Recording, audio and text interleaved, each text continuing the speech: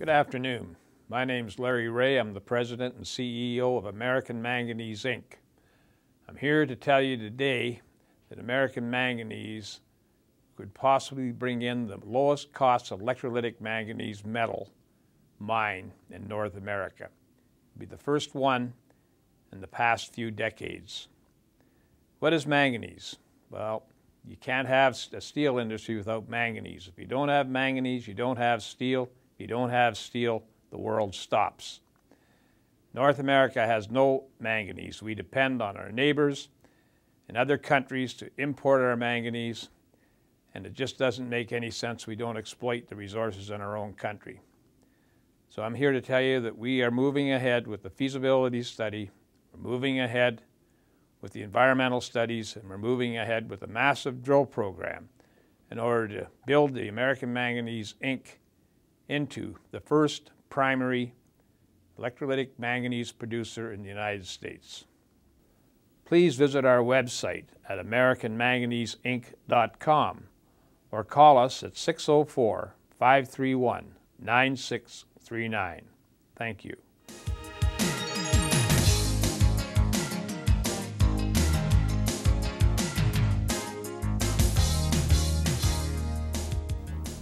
Welcome back to the Money and Wealth Show. I'm Sterling Fox in conversation with Dr. Gerolymatos, head of the Department of Hellenic Studies at Simon Fraser University. Well, the net result of all of this, of course, has been the fact that Greece is horribly in debt.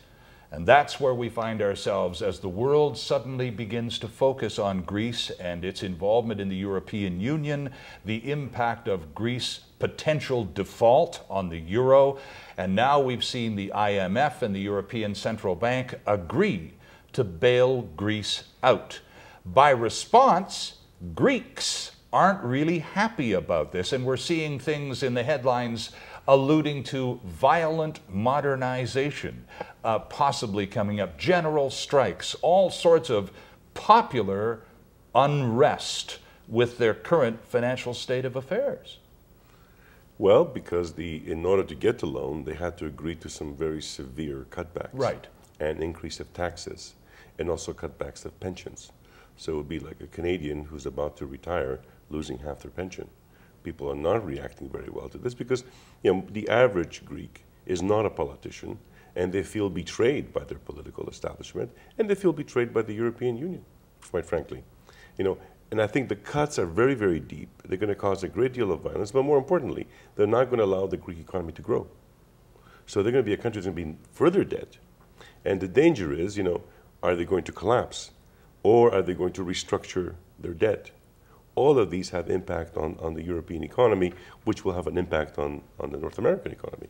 In your background, or in our first segment, you talked about the Greek Civil War after World War II, before the Cold War. As if there wasn't enough war going on already, they created one of their own.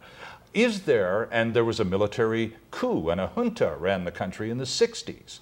Is there an undercurrent of political tension in Greece now that, with all of these cutbacks and severe belt tightening that is mandated by the European Union, that could see factions begin to tear the country apart, or are they past that as a people? There's always been a left-wing schism in the country, and there's always been a reaction to Germany, because remember, it was Germany that occupied Greece in World War II. Now, the Germans destroyed over 6,500 villages. They took thousands of reprisals. They set up concentration camp. They tortured and killed people. These memories are still there. And a lot of Greek politicians, indirectly or directly, are trying to shift the blame on the Germans. They make a convenient boogeyman right Sure, now. exactly. And so tensions are running very high. And there is a very strong history of violence, of political violence in Greece, but also labor violence. The average Greek is not going to take these cuts, nicely and evenly and quietly lose their jobs and go home. They're going to take to the streets as they have been doing. And also now it's warm in Greece, it's summer. Come winter, people are going to have to start paying their heating bills. And it does get cold in Greece, contrary to popular belief. Right, right. And if you look at Greek history, all major upheavals take place between November and December and January, because that's when people are at their worst in terms of paying money for heating, trying to need more food. And that's when they started getting even more violent. So later in 2010 into 2011 is when there is greater potential for actual violence within the country. And that's what the Europeans, I think, have underestimated. Interesting that you would point out, though, the animosity that Greeks continue to hold toward the Germans, lo these many decades after the war. On the other side of that fence, German Chancellor Angela Merkel lately has been really doing a lot of Greek bashing herself. A lot of it having to do with some elections in Greece that she's playing to the cameras for, but also the fact that Germany and France are the two countries that are likely to carry the lion's share of the bailout cash crunch. And she's not real happy about that, and neither is Sarkozy and the French. So there are all of these tensions that are being created because of the Greek financial problems. What sort of tension is that creating internally within the European Union? It's creating a north-south split because, you know, Greece, Spain, Portugal, and of course with the exception of Ireland. And at the same time, it's creating a split between rich and poor. The Germans have benefited by selling their products to the other Europeans. Mm-hmm. So without the other Europeans, the German economy would not be as healthy as it is. So they have a share of the blame. Not all the blame, but they do have a part of the blame, as do the French. Also, they've been lending all this money to the Greeks without asking too many questions. And that's not too wise as well. The other consideration is that, you know, instead of implementing such severe cuts, a more gradual approach would have allowed the Greek economy to grow, and also maybe a restructuring of the Greek debt would have made more sense. Could Greece be the first domino, Andre, that if it were to collapse would also cause Portugal, Ireland, Italy, and Spain, the other weaker southern European economies, to follow? Let me put it another way.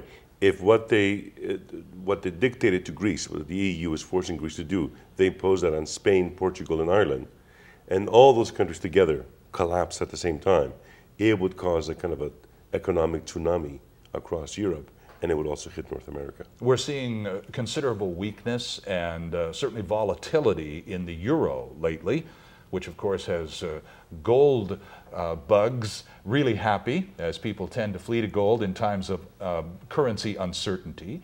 Where do you see the euro ending up as a result of this financial meltdown, malaise, call it what you will? Well, the loan has helped the euro. I mean, the euro bumped up after they made the loan to Greece. The question is, will the Greeks be able to implement all these changes to justify the loan? And also, how much are, you know, the Germans or the French are going to exploit the Greek situation or the Spanish situation for their own internal politics? As you mentioned, Merkel is trying to exploit what's happening in Greece because of elections in Bavaria. You bet.